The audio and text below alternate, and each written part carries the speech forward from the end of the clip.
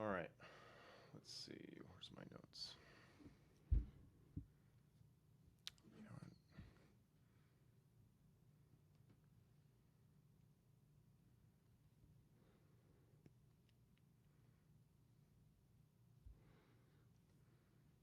Cool. All right. So appreciate you joining me today, D. Absolutely. Today on the MTB Performance Project, we have the ANNEX's performance director, Damien Akins. Super excited to have you on, buddy. Happy to be here. Yeah.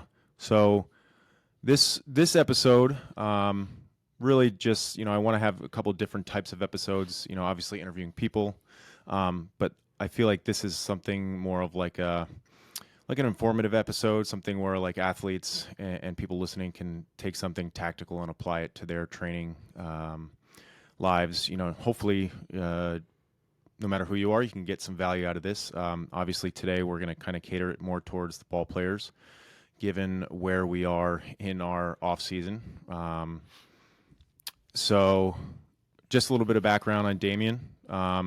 He's been with us since 2015. Has been a huge part of our success here with working with ball players.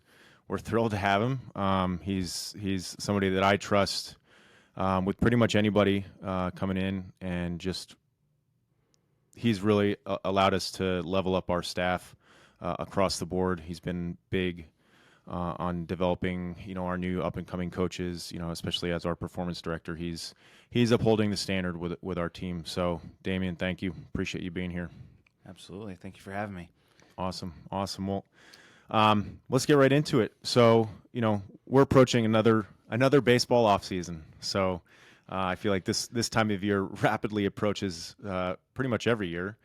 But I figured this would be like a really good opportunity for us to kind of sit down and talk about like what are we at the Annex focus on with our baseball athletes. So, whether it's through your assessment process or just overall intake and evaluation with these athletes, like what are some of the things you're looking at when they're wrapping up the season? And maybe let's start in the context of, let's start with like a high school athlete. Let's kind of lay the groundwork there. So, Okay.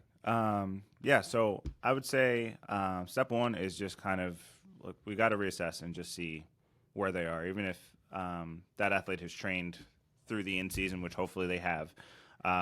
We want to figure out, okay, where are they? Like, what point are we kind of starting from with them? And the first place we're probably going to do that is from a movement standpoint. So we're just going to figure out, okay, like, were there any adaptations that kind of happened through the course of them just playing a lot? Baseball, we know it's very unique as far as the length of the period that's quote unquote in season. Like if you're a high school athlete, like you're ramped up from probably February, March, all the way through at least probably August for like your major like summer tournaments, and then like you may be a kid that decides that playing fall ball is the right decision for you, which is going to add another 6 to 8 weeks of competition on top of what you just did. So we want to figure out, just by you playing your sport a lot, like what were the physical consequences, right? And like some of those adaptations are what allow guys to do things at a really high level. Like we know they're going to gain some range of motion in certain places, they might lose at other places. So we want to reassess and just see, okay, where are we from a movement standpoint? And we're probably looking at it from a human movement standpoint first, and then as a baseball player. Like there's just certain things as humans we should have from a movement capacity standpoint. So we want to make sure that they have that, right? And then it's like, okay, we don't want any of those baseball specific adaptations to go too far in one direction. Because what allows you to throw a baseball really hard, like if we just kind of let that keep going, eventually things can start to break, or like it's just like, okay, we're just not moving well, right? And then like there are going to be some trade-offs there. So once we kind of check that out and just, okay, from a hips, shoulders, thoracic spine, right? Like some of your active movement patterns. It's like, okay, do you have the ability to move well as a human, right? And then as a baseball player, it's like, all right, are we in a pretty good spot from a movement standpoint, or are we kind of getting too far to one end where like we might be losing some variability or becoming like really, really patterned, where there are going to be some possible negative trade-offs down the road. So we're going to check that out first. once we kind of figure out, is there anything that we need to address or kind of like bring them back more to like a midline or like a central starting point? It's like, okay, we'll give some things that are going to be tailored towards giving them more variability, maybe addressing some of the areas like a common one we see with a lot of our throwers is like lat length, right? Like their ability to get overhead and create length through their lats, just byproduct of just throwing a lot, right? You tend to get beat up on that side. So it's like, okay, is there anything we can do to kind of counteract that, get you back to more of a baseline, all right? And then we can kind of proceed with training from there. And then on top of that, we're probably looking at like total workload. So I usually try to get an idea, especially for the pitchers. It's like, okay, how many innings did you throw this past season, right? How many innings did you throw the year before, right? So if your workload jumped up a whole lot, especially if now you're also starting to throw harder and do all that stuff, it's like, okay, there's more stress that was kind of imposed.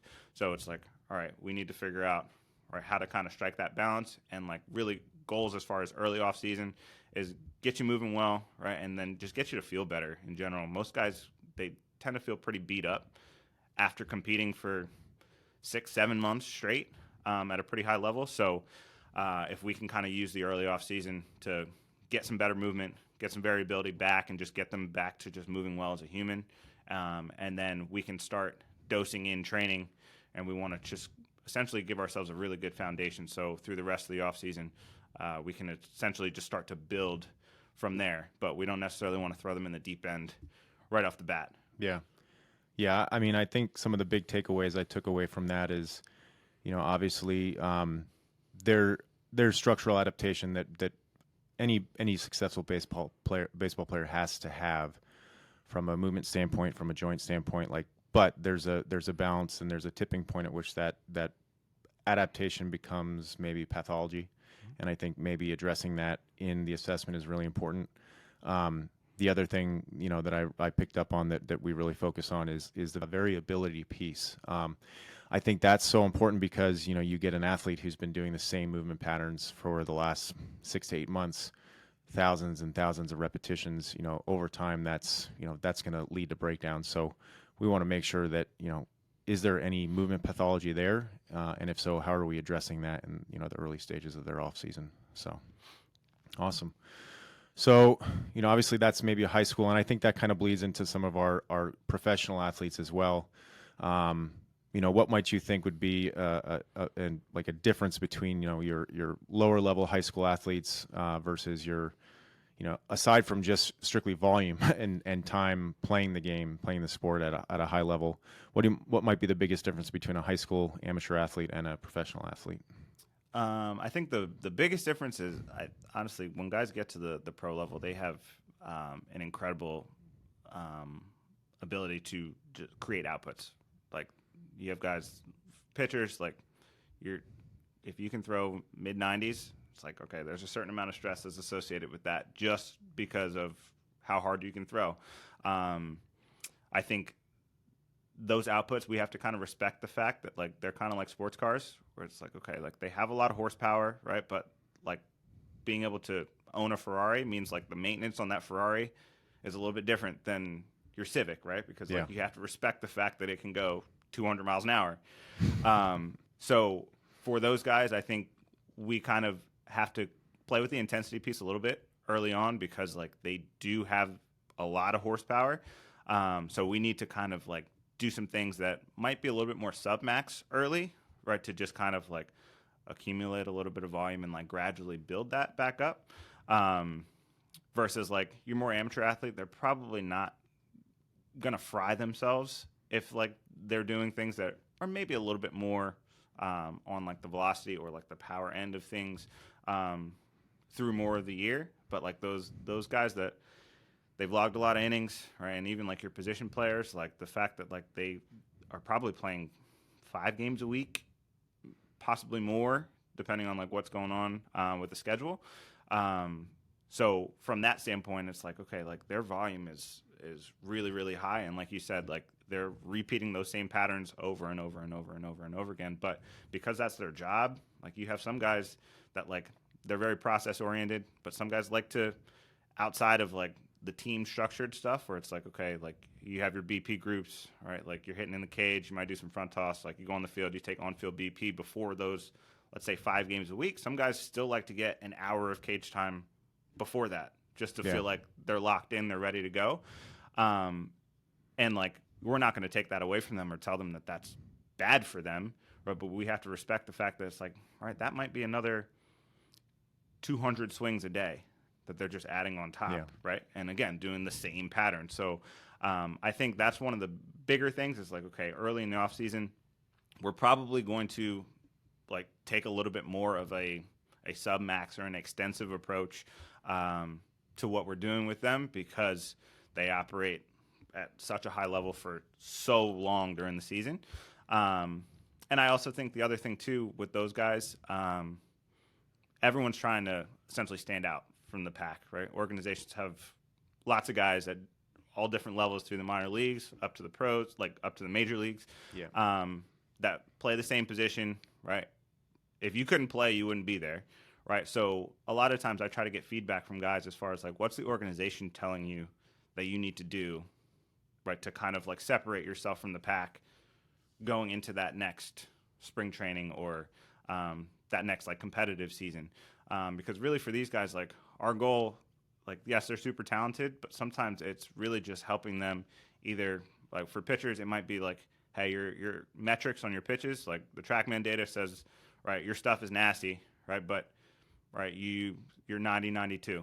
It's like, okay, if we turn that 90-92 to 92-94, that could be a difference between you like being able to jump up a level like that next year, right? Or you might get released because they have 7 guys that do the exact same thing that you do, right? So I think it's like kind of figuring out from a skill standpoint, what do they need to get better at? Like, what's the organization telling them? And it's like, okay, like, what can we do in training that's going to help you be able to do what you do longer, essentially?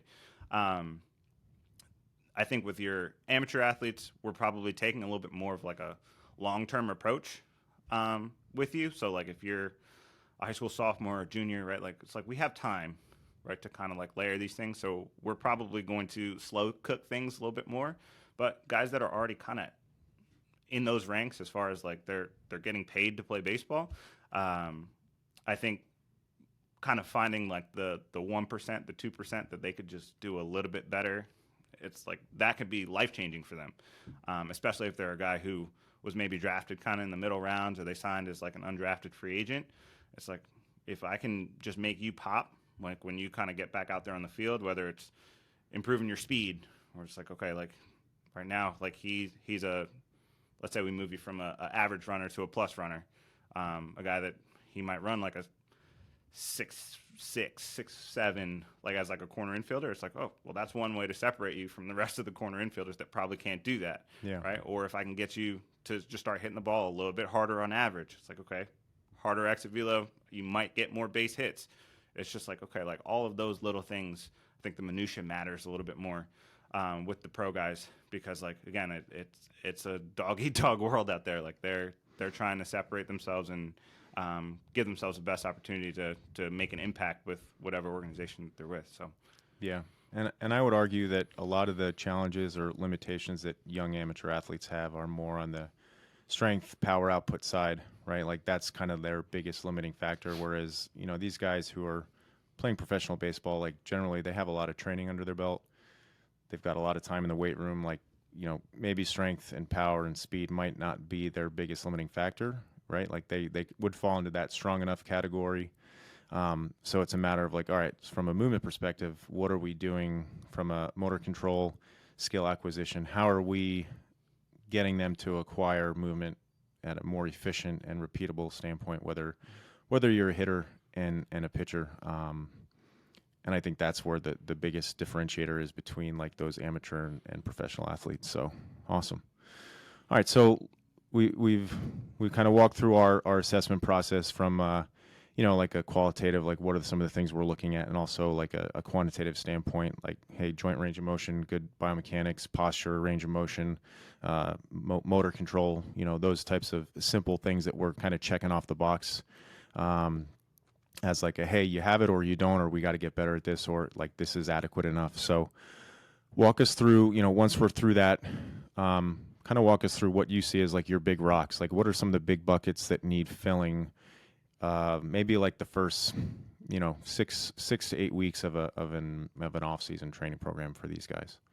Okay. So, yeah, I would think number one is address any movement issues we have. Like really moving well, like regardless of level, is probably our most important thing. If you don't move well, like you're gonna have a tough time doing, and that's really regardless of sport. It's like really the best movers are usually your best players. So giving guys access to more movement options, or improving anything that like any deficits that they may have that might be changing their strategy in certain skill movements. We're going to kind of like attack that stuff first. And like, we're kind of looking for like the lowest hanging fruit. So the things that we can affect that are going to give them the most bang for their buck. So, once we kind of are working on that movement piece, really it's like kind of like building work capacity essentially. I like to think of it like it's like what they spend the majority of the year doing is very rotational, and a lot of it is very high speed. So I usually think of it as like a continuum. So like if rotating and doing things that are very baseball specific at a high speed is on this side, right? Like the opposite end, right? I probably want to slide things back this way a little bit, and we're going to do more general things, right? But we also are going to do some things that allow us to just kind of build a base. So we're probably going to do a little bit less high-speed rotating. We might do more things that are kind of in the sagittal plane, so just away from what they do all the time. Like you said, we're going to probably start working on some like lower-level motor control type stuff, and like we can use different constraints and all that to kind of feed what we're trying to get out of those guys. And then also from a lifting standpoint, it's like, okay, in season, right, you're probably doing, well, hopefully, you're probably doing, you're touching some high intensity periodically, but it's usually relatively low volume because you need to make sure that like you're not frying yourself, right, going into those competitive periods. So from a general prep standpoint, it's like, okay, we can take you the other way early on, where it's like, okay, like now we're going to do a little bit more volume, but might be lower intensity overall. As far as the movements that we select, we might choose some things that are a little bit more self-limiting as far as like how we load them. So using like anteriorly loaded type stuff, whether it's like double rack kettlebells, like barbell front rack is another one that we will use. Mainly because it's like, okay, I'm not necessarily loading you directly through your spine, which is definitely going to be easier on the system overall, right? But then also it allows us to like hit some of those patterns, but we're going to do like more volume essentially, where it's like, okay, I might do more sets or like a higher rep range to just kind of build that capacity, because once I have that, right, then when I start to ramp intensity back up over the course of that off season, like now I'm prepared to like handle those workloads a little bit. Especially when the system coming off the season is already fatigued. Like if you start trying to just hit heavy triples, heavy doubles, like off the bat, that's probably not going to go well. You're either going to feel really, really fried, or things may start to get cranky on you a little bit. So I think for everyone, kind of giving them that little window where it's like, okay, the priority is move well and just feel better to get ready to push again. I think that's like an important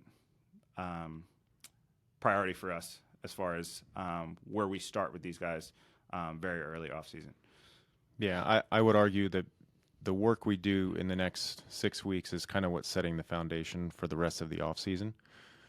And that's whether you're professional or you're amateur athletes. I would argue that you're probably spending a lot more time in that submax low velocity movements with our pro guys, just because like they've been so far on that force velocity curve down the velocity end, where we need to swing that pendulum the other way, just like you talked about. And it's our job to make sure if they're operating on that high speed that level all year long, like that's not sustainable, whether it's over the course of a full year and a season, but it's certainly not sustainable over the course of a career. So if longevity is what we're trying to create, I think the best thing is to allow these guys, like there's got to be a dichotomy between what they're doing in season from a physical and physiological level, whether you're looking at the speed at which they're moving, the physiology, the energy systems that they're using, the amount of force they're producing. There's got to be an ebb and a flow throughout the year.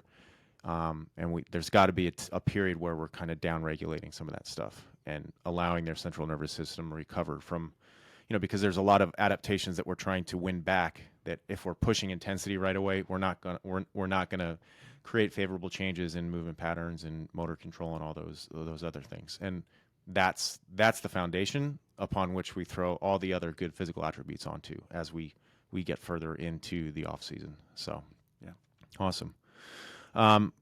So let's talk, from the standpoint of, obviously we work with both high school and your professional level. Like, what would you see, in those early off-season big rocks? Like, maybe give some things that, and you kind of touched on some of it already, but the difference between our amateur versus professional level. So let's say like our high school guys. Let's use a scenario where a kid who maybe knows where they're going to school, right? Like they already know, maybe junior, senior in high school, they know they're gonna go to school. They did decide to maybe play a little bit of fall baseball this year, and they're kind of winding that down. Like, what would you say is, like, give us an example of like the first block of training that you're utilizing with that athlete? Yeah, honestly, like with those guys, like we're probably crushing the basics like really early. Like we talked about, like moving well, that's going to be a priority regardless of who you are. But from there, like we're probably going to still be kind of essentially touching all of the things that we would want to be present, right? But like the amounts that we're doing, right, may vary a little bit in early off season, but we're probably doing some either lower volume or like lower intensity jump type stuff. Any of our power work, whether we're talking about like med balls, that type of stuff, we're probably doing heavier, like from a weight standpoint, as far as like the implement that we're using. But we're using like very general patterns. We're probably working pretty sagittal, like as far as like being in this plane, as opposed to working in that transverse plane, right, where they're like creating a lot of rotation. We're probably gonna still let them like take those med balls and like rip them, try and throw them hard, but just because of how we load it, it's like, okay, like we're still kind of bringing them more into that middle ground when you're talking about like velocity versus force. It's like, okay, if I'm using a 14-pound med ball, I can't move it as heavy as a 4-pound med ball. So yeah, it's kind of like those, what you talked about, like in terms of like building constraints into their training. Like those are simple ways. So, you touched on the implements or constraints you might use for like power work, right? Talk about some of the constraints you might use for, we talked about dropping some of the velocity in sprint work. How might you utilize different constraints to slow down velocity and still allow athletes to sprint in and express some speed and power in those movements? So one that we like a lot when you're thinking about speed as far as like acceleration, we like hill sprints because it decreases stress on particularly the posterior chain, the hamstrings, makes things a little bit safer where like we can accumulate some sprint volume there, right? And then also like being on that hill generally encourages better acceleration mechanics just by proxy of what happens when you start raising the ground through that run. So from a technical standpoint, you usually see better mechanics there, right? But then also just as an introduction back into more volume of sprint work and training, which like during the summer, they were probably getting a lot of that on the field, where we probably pulled our volume back a little bit as far as sprint work. But now it's like, okay, if they're just going to be playing a little bit less, tournaments on the weekends here and there, we want to start dosing more of that sprint work back in. But we may use hill sprints, also like resisted runs, so chains, bands, stuff like that, where it's like, okay, like that is going to slow their velocity down a little bit. And then we can also, depending on what that athlete needs from a technical standpoint, we can kind of put them in a situation where they can either show us better technique, right, or just kind of bias certain portions that they really need to get better at. I would say from a longer sprint standpoint, or like talking about top speed, like we're probably using things like build-up runs where it's like, okay, they're a little bit sub-max. We might be cueing that athlete, hey, I want you to build up to about 85% and maintain it. So they're not necessarily hitting like top speed. We can make some mechanical or technical adjustments with them. And that's something that we can gradually start to build intensity by either changing how we're kind of cueing it. So moving from those to maybe flies with a shorter run in, maybe like a 10-yard run in, which is, again, just going to limit velocity a little bit. Allow them to accumulate some volume over the course of those weeks, and then we're going to start to essentially like open them up and let them start moving faster as we get later into the training process in the off season. Yeah. Awesome. And I think one thing to really stress the importance of is we always want to make sure like we're prepping athletes for what's to come later in their training process, whether it be, you touched on slower velocities and building up more reps and volume and accumulating good reps at slower velocities as way to kind of prepare the athlete from a soft tissue standpoint for when we do start, your longer flies, your longer buildups, your longer accelerations, and it only just prepares their body so that we're not only are we reaping the benefits of that accumulation of stress, but we're also mitigating the risks of soft tissue injuries. As athletes sprint further distances at higher velocities, the likelihood of issues go up. So we want to make sure we want to prep athletes for that, but still allow us later on in the training process, later on in the off season, we need to be executing high outputs, and we can only do that if we set that groundwork in the earlier stages of the off season. So that's great. One thing that I heard, it was like on I think it might have been a Strength Coach Network podcast. Coach Lima was kind of talking about it, and he was talking in reference to his football athletes, but I really have always kind of abided by this thought process. But as far as sprint work, like he says, like let athletes earn the right to run fast. So it's like, okay, even if you feel like you're short on time, it's like, okay, the worst thing you could do is ask an athlete to do something that they're unprepared for, right? And then run into essentially an avoidable soft tissue injury, right? Because you pull a hamstring, right? That could easily be 6 weeks. Mm-hmm. That like now you got to modify everything. Yeah. Just because I asked them to do something that they weren't prepared for. So when it comes to sprint work, like, and I know you kind of agree as well, it's like do less than you think you need to, and then just like slowly either ratchet up the volume or slowly build the intensity to the point where it's like it becomes like a seamless flow, as opposed to it's like, oh, well, like this kid wants to get a faster 60. So like, let's just have them start doing like 25, 30 yard excels like week one, because like that's where you get fast. It's like, yeah, but like at what risk are we okay with? There's kind of exposing them to. Yeah, there's always a trade-off, and I think being a little bit more conservative earlier on in the off season is I think will allow you to maybe be a little bit more liberal and push a little bit harder later in the off season when in fact really that's when it really matters. And so I think that's among many other things that we're talking about here, and I think the biggest takeaway is that this block of training is so important for these athletes, no matter what level they're at, and no matter what they're trying to attain. I think it's so important to allow us to create a foundation of movement, of just accumulation of stress, low amounts of like stress, not high intensity, but just accumulating a lot of reps and volume at submaximal effort is what's going to allow us to later on in the off season is really to build upon that, and then that's when we can pour on the intensity. Mm-hmm. And that's how you mitigate risk injury in the training process, because at the end of the day, that's obviously we want to create adaptation, we want to improve performance, but in training the most important thing is to avoid injury. And sometimes that's not avoidable, because it's when you're really trying to create higher level outputs and higher level athletes, like you're pushing the envelope, and you have to stress the body and the athlete to create adaptation once you get to a certain point. But if we can accumulate enough amount of like good reps and mitigate that risk and kind of cover some of our bases, then we're going to do our best to do that, and it just allows us to do a better job with preparing our athletes. So obviously we discussed a lot about from like a sprint power.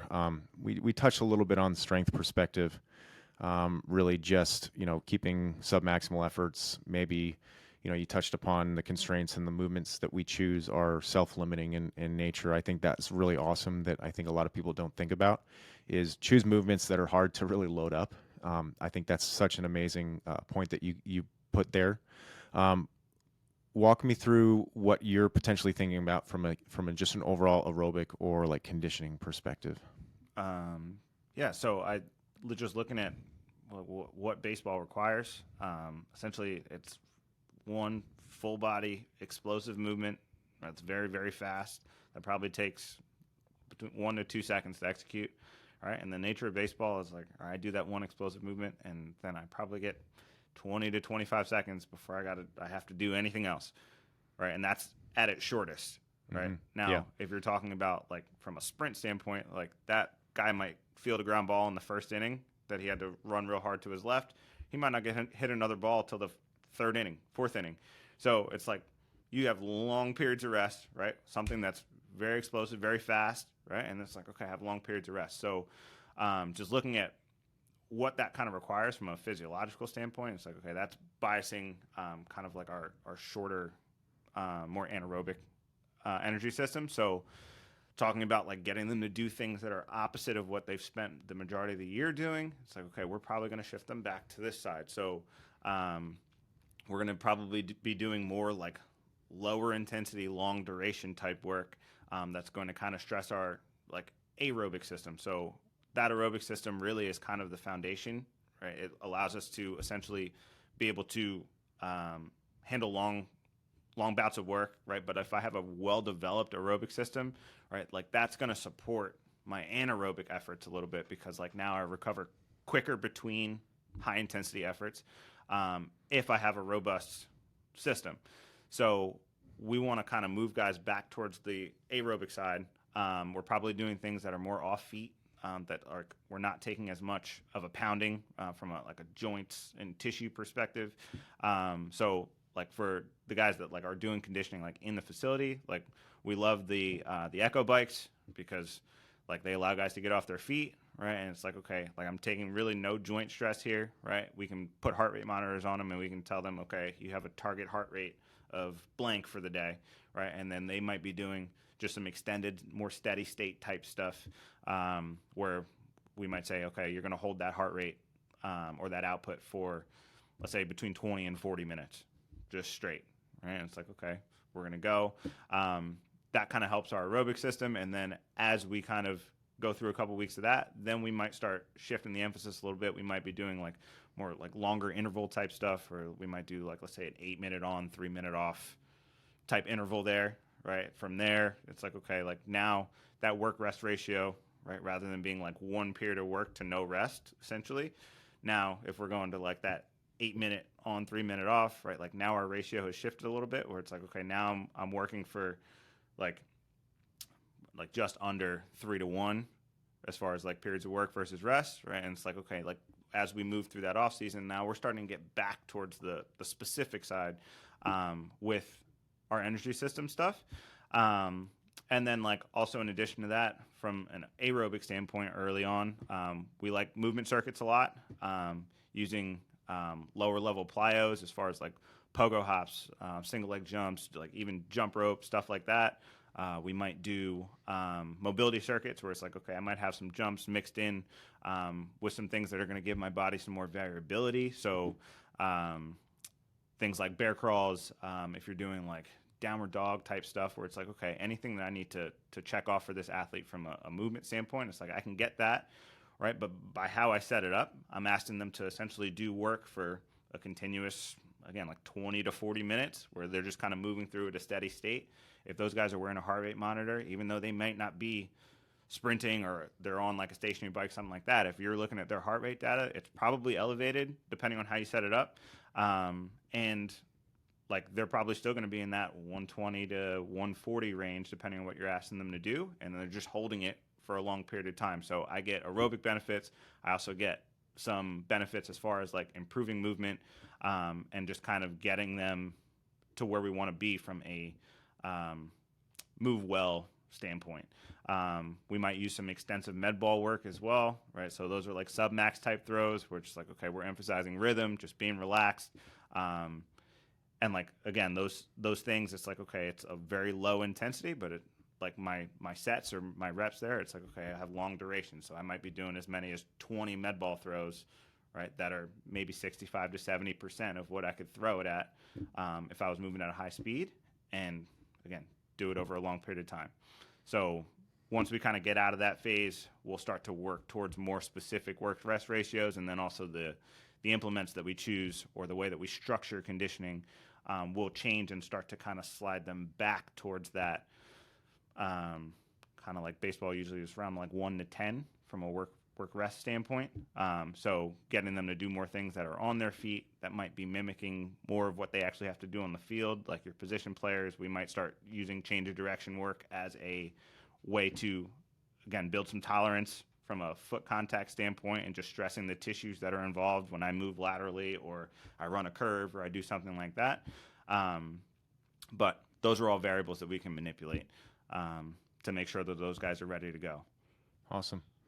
Yeah, and again, that common theme of working from very, very general early in the off season to specific. I think you do that in the implements that you throw, the weights that you throw. Like again, if you look at the strength or force velocity curve, generally those movements that are higher force are more general in nature, and those are the things that we're doing earlier in the off season.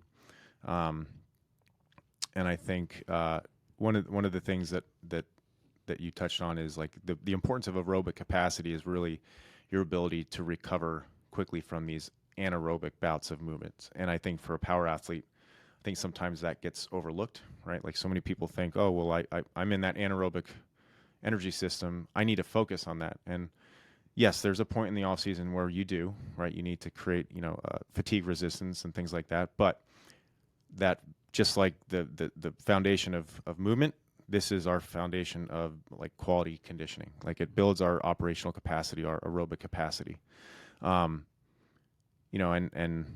I think you use some of the tools that we use for that. Again, Echo Bikes, because like you said, perfect ideas. Like you're limiting operational, costs of doing business, right? Like, for some of these guys are big dudes, right? Going out and asking them to run at 35 minutes at a submax like heart rate, like that's a huge amount of stress on their joints and just not practical. Mm-hmm. So getting on a bike or doing something that's low impact is really important.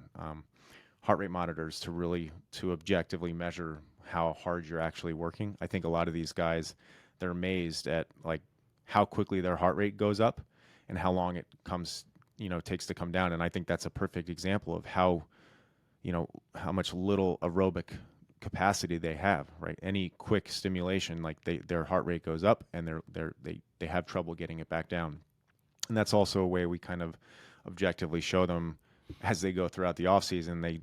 They're amazed at the amount of work and intensity they can work at, but without jacking up their heart rate and keeping their heart rate at a limited level. If it's something where you don't have a heart rate, the biggest thing we have athletes also do is just nasal breathing, right? That's one simple way you can keep an athlete's intensity down and making sure that they're truly in an aerobic state.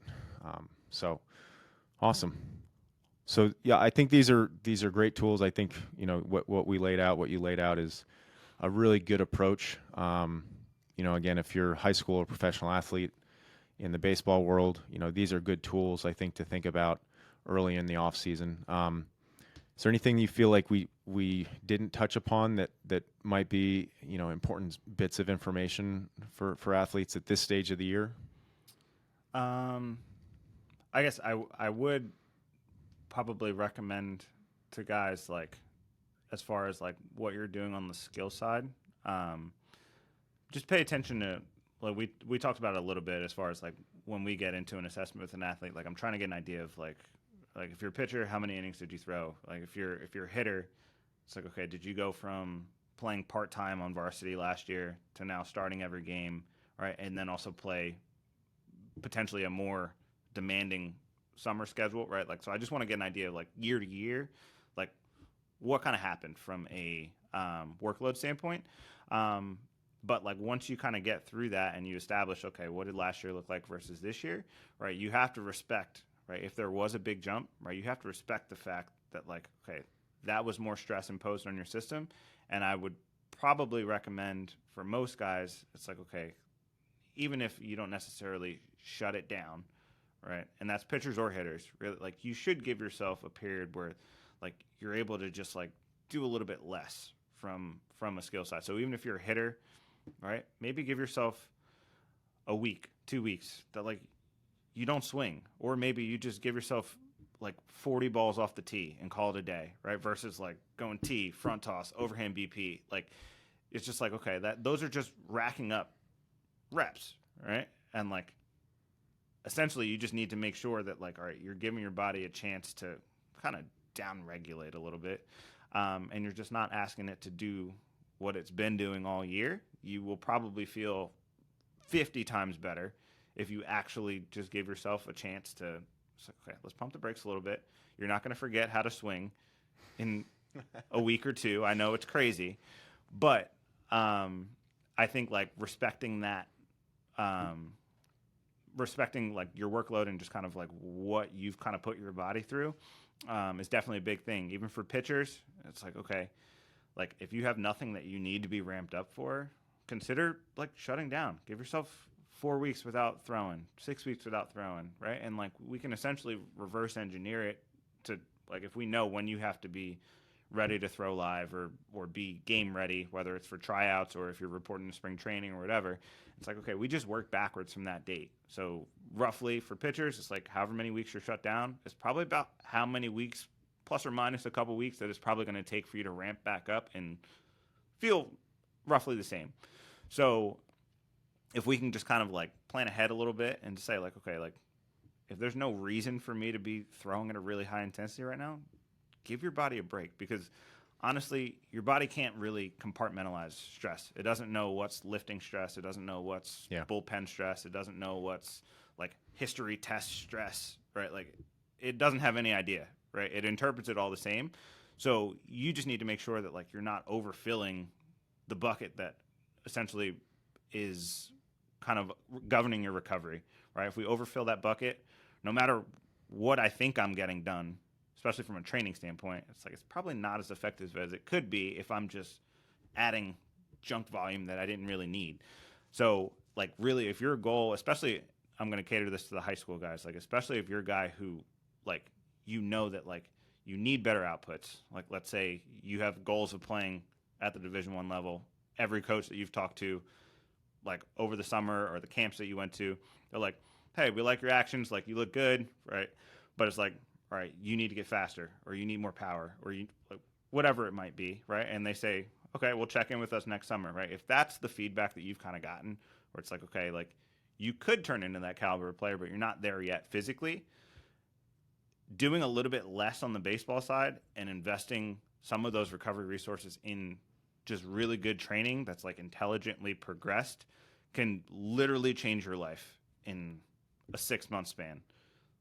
Like, guys that come through our door right now, it's like, okay, we're beginning of October. Like, if we do things the right way, you kind of let us do what we do as far as managing the stress and just figuring out, all right, when are our moments to push? When do we need to pull back a little bit? Like, if you trust us to handle that, right, and you can just not put all the pressure on yourself to just feel like I still need to be throwing 5 days a week, 6 days a week, when you don't need to be ramped up until March. It's like, okay, if I remove some of that baseball stress, I can do more on the training side. You'll feel better, right? And then when you do start ramping back up, as long as we build it out the right way, it's like your performance is going to be up here, right? But if like we're trying to spread ourselves thin and it's like, all right, I need to get all these swings in, I have to throw, I have to be on the mound. It's like, okay, that's just less that you're going to be able to really move the needle from a physical standpoint. And if that's what that coach that is at the program that you really want to go to, if that's what he's telling you, it's like, it's physical. Like I need better outputs, better performance. I need you to become essentially physically a Division I caliber ball player. It's like, okay, well, invest those resources in turning into that physical monster that coach kind of wants. And then it's like when you pick the skill back up, like it'll be there. But you have to trust that that process will actually work for you. But that can do wonders as far as just putting you ahead and maximizing the time that you have during the off season. Yeah, I mean that's such an important point where, you know, you can look at like what there's so many different levers you can pull from a performance standpoint and an input standpoint. Speak to people who are advising you to say like what in my evolution, in my development, what needs to be improved, and then kind of create a plan. I think one of the biggest things, you mentioned and continue to stress is there's got to be a plan, right? This is not like a ready, fire, aim type thing. There's got to be some long-term approach here. I think that's where, whether it's, you work with us or any strength coach or any pitching coach or hitting coach, there's got to be a plan to your development. And if there's assessments taking place, like there's got to be a reasoning behind the assessments. There's got to be a why, and ask those coaches, why are we doing this stuff? That, they would hopefully, if they're good at what they're doing, they would have a reasoning behind everything. And I think that's really important. Whereas like, you can't just jump into an off season and, just start piling all these different inputs in. And, sooner or later, like as a young athlete or an older athlete, like you're just not going to be able to sustain that. And, you're not going to get the most out of your off season. If you're trying to make, whether it's skill gains or whether it's, performance gains, like making sure understanding like what is your biggest limiting factor as an athlete and kind of attacking those weaknesses. So awesome. I got one last thing. Let's hear it. And this really is because like we probably have these conversations multiple times a day, every day. But like if you really care about getting better, like doubling down on like the lifestyle stuff, it makes everything that you do from a training standpoint that much better. Like everybody's like, all right, I want to get bigger, faster, stronger, right? I want to do all that stuff, right? But like all of that stuff is really governed by your ability to recover and just make sure that you're fueling your body the right way and you're actually bouncing back from what we're doing training wise. I tell guys all the time, like, you don't get better with a bar on your back. That's not where the adaptation happens. It's when I go home and like I eat quality food, something that like actually is naturally occurring in nature, right? Like dino chicken nuggets do not just exist outside, right? But like putting quality whole foods in, right? Fueling yourselves like the elite athlete that you would like to be. And then making sure you're taking care of your sleep, right? You're doing all the things, right? Hydration, all of that stuff really dictates, right, how you're able to bounce back, right? And like when your body recovers, that's when you start to see, right, almost that super compensation where like now we start to raise our ceiling a little bit. But like honestly, if you're doing 2 to 3 days a week of training and the training makes sense, it's like that's plenty to get the job done. But it's like, okay, like now if you want to do something else, it's like, or what else can I do to get better? Double down on the outside of the gym stuff versus like saying, oh, I need to go to the Y to just like do an extra day of arms, or I want to like Absolutely. try and like, it's like, okay, like if you're doing all the right stuff in training, it's like whatever extra energy you wanted to devote to the quote unquote grind, do it like in the kitchen. Like, all right, how many calories did I take in today? How much protein did I get today? Right, like that stuff matters way more than being in the garage and curling the 30-pound dumbbells for an hour.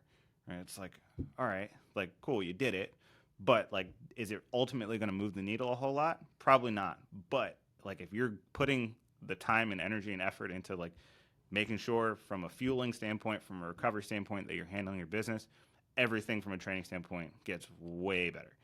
So yeah, that's a great point. Couldn't agree more, and good point to end on. Awesome. Well, Dee, this was great. I really appreciate you taking the time out of your day. Definitely have you back on in a month and a half as we kind of transition into the middle part of our off season. I think it's one thing important to note that obviously we're talking about the baseball population because that's who we see a lot of, but a lot of these principles you can apply this to like field sport athletes, lacrosse, football, field hockey, soccer. Their early off season doesn't look all too dissimilar to what we're talking about here, right? So the importance of the principles that we're trying to lay out here, it broadens across all different sports. So with that being said, Dee, appreciate your time. if my listeners want to see more about what you're doing, because you do a lot of cool stuff on social media, where can they follow you? My Instagram is at Sterling Strength, like STERLING Strength. And yeah, I probably don't post as consistently as I should, but I'm working on that. But yeah, I try and post stuff up there, and then also like through the ANNEX page, I kind of help kind of curate what we do there. But yeah, honestly, on there, like just trying to post like simple, actionable kind of stuff that people can use as far as training, and really just understand that like good training, it's not the flashiest thing ever, right? The basics do work. That's why they're the basics. Exactly. And then maybe just giving a little bit like more insight as far as like ways that we can apply certain things depending on what we're after. But yeah, that's Sterling Strength. That's it. Awesome. Well, if you don't follow him, please do show him some love. It's worth the follow, and you'll always get some good pictures of the pup. Yeah. Kilo is he's an Instagram favorite for sure. Awesome. Well, Damien, appreciate it, brother. Yeah. Thank you for having me. Awesome.